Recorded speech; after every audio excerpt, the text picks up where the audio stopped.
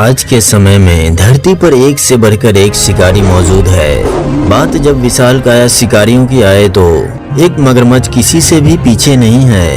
ये पत्थर जैसे चमड़ी वाले विशालकाय दानव एक बार अपने शिकार को जबड़े में पकड़ ले तो उसकी मौत पक्की है।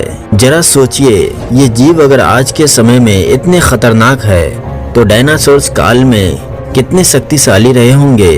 आज के इस वीडियो में हम आपको बताने वाले हैं एक विशालकाय मगरमच्छ के बारे में जो डायनासोर्स का शिकार किया करते थे।